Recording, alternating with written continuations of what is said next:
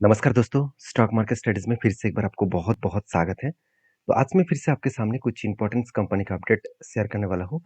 तो इस वीडियो को पूरा ध्यान से देखना क्योंकि इस वीडियो के अंदर सिर्फ कंपनी का अपडेट नहीं है, कंपनीज़ की कुछ जानकारी भी है, जो जानकारी बहुत इम्पोर्टेंस है। आपको ज़रूर जानना चाहिए क्योंकि उस इम्पोर्टेंस अपडेट के कारण ही आपको कंपनी के अंदर की बात पता चलेगा, कंपनी के फ्यूचर का ग्रोथ के बारे में और किस तरीके से टेक्निकली चार्ट पैटर्न्स बना है, उस बेसिस को आपको भी पता चलेगा। तो चलो शुरू करते हैं आज के वीडियो। उनमें से फर्स्ट जो कंपनी है, उसका नाम है सीडीएसएल। देखिए सीडीएसएल जो सेंट्रल डिपॉजिटरी सर्विसेज लिमिटेड है, वो एक बेस्ट तरीके से कंपनी को इंडिकेट करता है। देखिए बहुत सारे लोगों का कहना है कि सीडीएसएल बेकार कंपनी है। देखिए मैं किसी के साथ डिबेट नहीं करना चाहता हूँ, हर किसी का अलग-अलग ओपिनियन होता है। मगर मुझे लगता है इस कंपनी फ्यूचरिस्टिक कंपनी है। ऐसे बात मैं क्यों बता रहा हूँ? एक चीज़ को ध्यान देना, मान के चलिए आप एंजल वन के माध्यम से काम कर रहे हैं, मान के चलिए आप ज़ीरोधा के माध्यम से काम करते हैं और मान के चलिए आपका अपस्टॉक में अकाउंट है, मान के चलिए आपने 5 पैसे के ऊपर अकाउंट ओपन करके रखा। तो किसी भी आप ब्रोकिंग फर्म से काम कर रहे हैं, किसी भी ब्रोकिंग फर्म से, तो डायरेक्टली वो किसके साथ जुड़े हुए हैं? सीडीएसएल सीडीएसएल नहीं तो एनएसडीएल। तो सीडीएसएल नहीं तो एनएसडीएल इस दोनों डिपॉजिटरी फर्म के साथ जुड़े हुए हैं। क्यों जुड़े हुए हैं? क्योंकि सेबी के रूल्स के हिसाब से किसी भी कंपनीज के पास कस्टमर का शेयर नहीं होना चाहिए। मतलब कस्टमर जो शेयर को होल्डिंग करके रखे हैं, वो किसी भी कंपनीज के पास नहीं होना चाहिए। तो हमेशा कोई भी कस्टमर अगर बाई करे, जो होल्डिंग पर्पस में बाई करे, उस शेयर डायरेक्टली किसके पास चलेगा? चला जाएगा सीडीएसएल के पास। जैसे मान के चलिए आपके पास एंजल वन के शेयर है। एंजल वन में आपने कुछ शेयर को बाई किया, कुछ अलग कंपनी को बाई किया और वो किसके पास चला जाएगा? सीडीएसएल के पास। कल जाके मान के चलिए एंजल वन बंद भी हो जाए, तो आप नेक्स्ट कोई कंपनी के ऊपर डीमैट अकाउंट ओपन करके वो सीडीएसएल से पूरा का पूरा शेयर वहाँ पे ट्रांसफर कर सकते हैं। तो यही फायदा सीडीएसएल और एनएसडीएल देते हैं। अभी सबसे इंपॉर्टेंट पॉइंट सीडीएसएल का क्या है? तो सीडीएसएल का सबसे इंपॉर्टेंट पॉइंट है एनएसडीएल अभी तक मार्केट में लिस्टिंग नहीं है, तो डायरेक्टली फायदा इसी को मिला है। तो आप कौन सा कंपनी के ऊपर आपका अकाउंट है, जरूर मुझे कमेंट्स करना। मेरे पास तो जीरोधा का अकाउंट है और आपके पास कौन सा अकाउंट है, जरूर मुझे कमेंट्स करके बताना। तो बेसिकली देखा है तो सीडीएसएल इसीलिए मैं पॉजिटिव रखता हूँ इस कंपनी को। और इस कंपनी की जो ग्रोथ है मुझे बहुत स्ट्रांग इसीलिए लगता है क्योंकि कंपनी डेट फ्री कंपनी है। और सबसे इंपॉर्टेंट पॉइंट है कंपनी के जो बैलेंस शीट है, उसके बारे में चर्चा करूँ तो कंपनी के देखिए रिजर्व जो है वो लगातार बढ़ते चले गए। उस हिसाब से कंपनी का जो कर्जा है वो एकदम ना के बराबर है। कंपनी के हाथ में जो कैश है वो कितना है? कैश देखिए कंपनी के हाथ में 119 करोड़ के आसपास कैश है। तो कैश बहुत शानदार है, कंपनी का कर्जा भी नहीं है, साथ ही साथ कंपनी क्वार्टरली रिजल्ट भी सब हर टाइम हाईएस्ट प्रॉफिट जनरेट कर रहा है। Continuously highest profit company generate करते चले जा रहा है। उसके हिसाब से अगर कंपनी का profit and loss upcoming years का देखूँ, तो कंपनी का अपकमिंग जो ईयर्स का रिजल्ट आने वाला है, मतलब अभी जो करंट ईयर का रिजल्ट क्वार्टर फोर का आएगा, क्वार्टर फोर और ईयर ऑफ ईयर बेसिस का रिजल्ट आएगा, तो वहाँ पे एक चीज़ को नोटिस करना, कंपनी पिछले साल की तुलना से कई गुना ज़्यादा सेल्स को इंक्रीज किया है। मतलब एक धमाका जैसा कंपनी का प्रॉफिट ग्रोथ देखने को मिलेगा। 276 से 353 करोड़ के आसपास प्रॉफिट ग्रोथ देखने को मिल सकता है। तो बेसिकली देखा है तो कंपनी बहुत स्ट्रांग है, जिसके लिए मैं इस कंपनी के ऊपर बुलिश हूँ। अभी इस कंपनी के टेक्निकली चार्ट पैटर्न्स के बारे में चर्चा करूँ, तो इसके ऊपर जो टेड बना था, वो कुछ इस तरीके से बना था। पहले क्या बना? एक शोल्डर क्रिएट हुआ, उसके बाद एक बिग हेड हुआ, उसके बाद एक छोटा सा शोल्डर क्रिएट हुआ। जब इस तरीके से कोई भी पैटर्न्स बने, तो आपको उस लेवल को मार्किंग करना है और उसके ऊपर जब भी ब्रेकआउट करे, तब उस ब्रेकआउट के लेवल में हमेशा मैं एंट्री करता हूँ। और ब्रेकआउट के ऊपर एंट्री हुआ और इजी तरीके से वो टारगेट को अचीव किया। तो बेस्ट तरीके से यहाँ पे टारगेट को अचीव होता देखने को मिले और अभी कंपनी देखिए धीरे-धीरे करके इस जगह पे वो होल्ड कर रहा है और होल्ड करने के बाद वो ऊपर जाने की कोशिश करेंगे। अगर ऊपर गए तो कहाँ तक जा सकते हैं? देखिए मैं बहुत पहले से देख रहा हूँ इसी रेंज के ऊपर कंपनी बहुत दिनों से काम कर रहा है। तो बहुत दिनों से काम कर रहा है और फाइनली देखिए इसी रेंज के ऊपर कंपनी काम करने के बाद एक बिग ग्रीन कैंडल देखने को मिला। तो बहुत सारे लोगों का यहाँ पे क्वेश्चन मुझे ये है कि सर इस कैंडल क्या फाइनली ब्रेकआउट कैंडल है? बिल्कुल नहीं। इसको कहा जाता है फॉल्स ब्रेकआउट। इस तरीके से फॉल्स ब्रेकआउट मैं क्यों बता रहा हूँ? क्योंकि मैं बार-बार बोल चुका हूँ कि कोई भी हाई वॉल्यूम के साथ कोई भी ब्रेकआउट कैंडल दिखे, इसका मतलब वो कंफर्म ब्रेकआउट नहीं है। क्योंकि उसके ऊपर अगर कोई ग्रीन कैंडल नेक्स्ट डे में क्लोजिंग होता, तो कंफर्मेशन मिल जाता। मगर हुआ क्या? 2 दिन से कंपनी का कैंडल कुछ इस तरीके से देखने को मिला। मतलब उतना ज़्यादा स्ट्रॉन्ग बुलिश कैंडल अभी तक नहीं बना, तो जो ब्रेकआउट कहा जाएगा।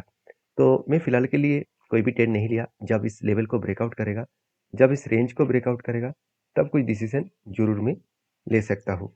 तो आप मेरे साथ जुड़े रहिए, सारे डिसीजन मैं आपके साथ शेयर करूँगा। तो नेक्स्ट जो कंपनी है उसका नाम है अदानी ग्रीन एनर्जी। देखिए बहुत सारे लोगों का डाउट्स है कि सर अदानी ग्रीन एनर्जी क्या बेकार कंपनी है? क्या इस कंपनी के ऊपर निवेश नहीं करना चाहिए? देखिए, अदानी ग्रुप के कोई भी कंपनी बेकार नहीं है। हाँ, कुछ कंपनीज़ में कर्जा बहुत ज़्यादा है। जैसे इस अदानी ग्रीन कंपनी के ऊपर 7% के आसपास कर्जा है। बहुत ज़्यादा कर्जा है। मान लेते कंपनी 2,80,000 करोड़ के ऊपर भी कंपनी का मार्केट कैप है, फिर भी इस कंपनी का कर्जा बहुत ज़्यादा है। और इस हाई कर्जे के कारण कंपनी की जो प्रॉफिटेबिलिटी है, वो आप अगर देखेंगे तो सेल्स में कभी भी आपको कमियाँ देखने को नहीं मिलेगा। एक भी क्वार्टर आपको ऐसे नहीं दिखेगा कि जो पिछले क्वार्टर्स को बीट नहीं कर पाए। तो सेल्स के मामले में कंपनी लगातार खुद के सेल्स को बढ़ाते चले जा रहे हैं। कंपनी एक्सपेंस भी कम कंट्रोल में रखा। कंपनी बेसिकली सबसे ज़्यादा जो पैसा जा रहा है वो है इंटरेस्ट में। ये इंटरेस्ट कंपनी 1200 करोड़ तक इंटरेस्ट पेमेंट करना पड़ रहा है, जो एक्सपेंस से भी दुगना ज़्यादा है। तो एक कंपनी के लिए बिग नेगेटिव पॉइंट है। और इस नेगेटिव पॉइंट को मैं सामने रखते हुए मैं कहूँ कंपनी का प्रॉफिट किस तरीके से हो रहा है, एक रेंज के बेसिस में हो रहा है। ऐसे नहीं कि बहुत ज़्यादा प्रॉफिट हो गया बहुत कम हो गया, ऐसे बिल्कुल नहीं। कंपनी का जो प्रॉफिटेबिलिटी है वो पॉजिटिव नेगेटिव के हिसाब से ही चल रहा है। तो बेसिकली देखा तो कंपनी का जो नेट प्रॉफिट है कुछ इस तरीके से देखने को मिला, 500 करोड़, उसके बाद 300 करोड़, उसके बाद 250 करोड़। मतलब प्रॉफिटेबिलिटी में कमियां देखने को भी मिला है। अभी क्वार्टर थ्री का रिजल्ट भी आने वाला है। उस रिजल्ट में किस तरीके से सेल्स हुआ देखिए, सॉरी क्वार्टर फोर का रिजल्ट आने वाला है। तो क्वार्टर फोर का रिजल्ट में कंपनी 7,700 करोड़ से 9,000 करोड़ तक कंपनी का सेल्स देखने को मिला है। एक्सपेंस को कंपनी मिटाने के बाद कंपनी का नेट प्रॉफिट 973 से 1400 करोड़ तक देखने को मिला। आज तक की हाईएस्ट प्रॉफिट कंपनी इस बार जनरेट करेंगे। और इस बात को भी याद रखना, कंपनी इस बार हाईएस्ट इंटरेस्ट भी पेमेंट करेंगे। तो आज तक इतना बड़ा इंटरेस्ट कभी पेमेंट नहीं किया। इसका मतलब कंपनी सेल्स अच्छा खासा करने के बाद भी कर्जा इतना ज़्यादा पेमेंट करना पड़ रहा है, कर्जे के जो इंटरेस्ट है इतना ज़्यादा पेमेंट करना पड़ रहा है जिसके चलते कंपनी के ऊपर एक प्रेशराइज बनता हुआ देखने को मिले। तो बाकी एज ए इन्वेस्टर इस कंपनी के ऊपर देखिए, एफ डी एस पब्लिक के हिसाब से बात करूँ तो एफ के पास तो होल्डिंग है, डी के पास नहीं है, और पब्लिक के पास अच्छा खासा होल्डिंग्स है। और बेसिकली इस कंपनी के ऊपर जो सबसे इम्पोर्टेंट पॉइंट है जो मैं आपको हमेशा दिखाना चाहूँगा, वो है कंपनी का कर्जा जो 4,000 करोड़ से आज 50,000 करोड़ तक बन चुके हैं। तो क्वेश्चन ये आएगा कि सर इस कंपनी इतना ज़्यादा कर्जा लिया, क्या कर्जे को मिटा सकते हैं? अगर मैं देखिए कंपनी के रिजर्व के बारे में बात करूँ तो रिजर्व एकदम ना के बराबर है। कर्जे के हिसाब से कंपनी की रिजर्व बहुत कम है, 10 टाइम्स कम है, मगर कंपनी के फिक्स्ड एसेट बहुत ज़्यादा है। तो कंपनी एसेट को बेचकर कर्ज़ों को मिटा सकते हैं। हाथ में कैश कितना है, वो भी देख लीजिए, 3,000 करोड़ का कैश है। तो 3,000 करोड़ का कैश और 49,000 करोड़ का अराउंड 50,000 करोड़ का टोटल हाथ में रिजर्व, और उसके साथ-साथ 3,000 करोड़ का टोटल कैश। तो कुल मिलाकर 53,000 करोड़ का टोटल हाथ में एसेट और कैश एक एक साथ देखने को मिला है। जिसके चलते कंपनी ईज़िली उस मतलब जो बोरिंग्स है, उसके आसपास कंपनी का कर्जा सॉरी उसके आसपास कंपनी का एसेट और कैश है।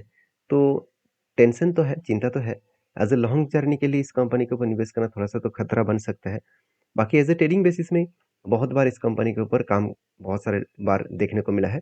तो अदानी ग्रीन के ऊपर जो ट्रेडिंग पर्पस में सिचुएशन बना है, वो मैं कुछ इस तरीके से देखने को मिला कि लंबा एक जर्नी के बाद एक कप बना, और उसके बाद एक हैंडल पैटर्न क्रिएट होने जा रहा है। अभी तक पैटर्न्स के हिसाब से बात करूँ तो एक कप तो बना है, उसके बाद हैंडल भी बना, फाइनली ब्रेकआउट हुआ। मगर इस कंपनी के ऊपर मैंने ट्रेड नहीं लिया। क्यों नहीं लिया? मैं पहले ही आपको बोल चुका हूँ कि जो कंपनी का इतना बड़ा कर्जा है, जो कंपनी इतना रिस्की गेम लेकर चल रहा है, उसके ऊपर मैं काम नहीं करता हूँ। तो इसलिए इस वीडियो को आपके सामने शेयर किया हूँ, क्योंकि बहुत सारे लोगों का डाउट्स है कि कंपनी का कोई भी पैटर्न्स बन जाते हैं तो उसके ऊपर ट्रेड लेना चाहिए। बिल्कुल नहीं। पैटर्न्स आपको हर कोई कंपनी के ऊपर दिखेगा। इसका मतलब ये नहीं कि उसके ऊपर ब्लाइंडली आप ट्रेड कर ले। तो हमेशा आपको सोच समझ कर काम करना पड़ेगा। तो अदानी ग्रीन के ऊपर जो अपडेट है 2000 मतलब 2024 का फाइनेंशियल एनर्जी ईयर में एनर्जी सेगमेंट में ग्रोथ हुआ, सेल्स ग्रोथ हुआ, जिसके चलते 47% का जंप हुआ। तो ऑब्वियसली 47% के ऊपर भी जंप हुआ, क्योंकि अच्छा खासा यहाँ पे बिग जंप देखने को मिला। अगर मैं इस ग्राउंड लेवल से अगर टॉप लेवल तक देखूँ तो 100% से भी ज़्यादा 130% का जंप यहाँ पे देखने को मिला है, और वो भी 1 साल के अंदर-अंदर। बाकी आपकी क्या राय है इस कंपनी के ऊपर ज़रूर कमेंट्स करना। नेक्स्ट जो कंपनी है उसका नाम है संवर्धन मदरसन इंटरनेशनल लिमिटेड। देखिए संवर्धन मदरसन इंटर लिमिटेड जो देखा जाए तो बेसिकली इंडिया के नंबर 1 कंपनी है ऑटो इंश्योरेंस इंडस्ट्रीज में। हमेशा बॉस के साथ टक्कर चलता रहता है। 3 कंपनी हमेशा टक्कर लेकर चलते हैं। एक संवर्धना मदरसन, उसके बाद बॉस, उसके साथ ट्यूब इन्वेस्टमेंट। तीनों ही बेस्ट कंपनी है। और तीनों के अगर परफॉर्मेंस के बारे में बात करूँ, देखिए संवर्धना का प्रॉफिट ग्रोथ अच्छा है, सेल्स ग्रोथ भी ठीक है। और कर्जा भी देखा जाए तो थोड़ा-सा ज़्यादा है। बाकी कंपनी से कंपेयर करूँ तो कंपनी का कर्जा ज़्यादा है और इस कर्जा लेने के बाद भी कंपनी इस बार भी अच्छा खासा सेल्स कर चुके हैं। एक्सपेंस को मिटाने के बाद कंपनी कर्जे को मिटाने के बाद कंपनी इस बार हाईएस्ट प्रॉफिट करने वाला है। तो बेसिकली देखिए लास्ट 4 ईयर्स में कंपनी का 2000 करोड़ तक प्रॉफिट नहीं गया। तो फाइनली वो 2000 करोड़ को भी क्रॉस ओवर किया मतलब बेस्ट तरीके से एक रिजल्ट देखने को मिला। और इसी तरीके से रिजल्ट होने के कारण कंपनी में ग्रोथ होने का चांसेस बढ़ सकता है। तो बाकी मदरसन समर्थन मदरसन कंपनीज के ऊपर मैं ऑब्वियसली बहुत ज़्यादा पॉजिटिव हूँ, बहुत ज़्यादा मैं पॉजिटिव फील करता हूँ आगे बढ़ने का, क्योंकि पहले ही कंपनी 1 लाख करोड़ का रिटर्न दे चुके हैं और सेल्स ग्रोथ प्रॉफिट ग्रोथ के हिसाब से वोलेटिलिटी तो बहुत ज़्यादा है इस सेक्टर में, फिर भी ग्रोथ होने का चांसेस भी बहुत ज़्यादा है, क्योंकि जितना गाड़ियाँ बेचा जाएगा उतना ही ऑटो इंश्योरेंस प्रोडक्ट भी बेचा जाएगा। इस बात को आपको याद रखना है। बाकी मदरसन समर्थन मदरसन कंपनी के ऊपर जो टेक्निकली चार्ट पैटर्न्स बना था, वो फाइनली अभी टारगेट अचीव करने वाला है। देखिए बहुत दिनों से एक पैटर्न्स मुझे देखने को मिले, वो कुछ इस तरीके से शोल्डर बना, उसके बाद एक हेड बना, उसके बाद 2 बार शोल्डर बना और फाइनली ब्रेकआउट हुआ, ब्रेकआउट कन्फर्मेशन भी इस जगह पे हो गया था। उसके बाद देखिए कंपनी बहुत टाइम लगा दिया, एक रेंज के ऊपर बहुत दिनों से काम किया और नीचे भी आया था 200 डेज़ ईएमए को टच किया, उसके बाद बाउंस बैक किए और मैंने आपको पहले भी बताया था कि ए लेवल मतलब 122 लेवल बहुत स्ट्रॉन्ग है, क्योंकि यही लेवल कंपनी के लिए स्ट्रांगली क्या है रेजिस्टेंस है। इसी रेजिस्टेंस को फेस करके वो ऊपर जाने की कोशिश करेंगे और जहाँ पे मेरा एंट्री है उस लेवल से अगर टारगेट तक गए तो 20-36% के आसपास टारगेट मिलने का चांसेस है। तो मुझे लग रहा है इजीली वो टारगेट को अचीव कर सकते हैं, क्योंकि जिस तरीके से कैंडल बना है मुझे लग रहा है अच्छा खासा एक अप ट्रेंड मोमेंटम यहाँ पे देखने को मिल सकता है। बाकी आपकी क्या राय है जरूर मुझे कमेंट करके बताना। तो नेक्स्ट जो कंपनी है उसके बारे में चर्चा करूँ, उसका नाम है सुप्रा फार्मास्यूटिकल्स लिमिटेड, जो एक 350 करोड़ का कंपनी है, छोटा सा कंपनी है, फिर भी इस कंपनी के ऊपर अच्छा खासा धमाका रिटर्न मिला।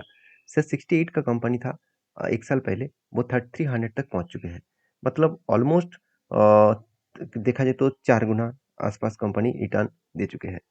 तो सॉरी 5 गुना से भी ज़्यादा रिटर्न दे चुके हैं और इसके लिए साथ कंपनी का मैनेजमेंट ने एक बहुत बड़ा अनाउंसमेंट किया, वही बोनस का। एक कंपनी एक के बदले 3 शेयर देने वाले हैं और वो कब देने वाले हैं? कल के दिन 19th ऑफ अप्रैल में आपको बोनस मिल जाएगा। इस कंपनी के ऊपर एक बार रिसर्च करिए, उसके बाद काम करिए।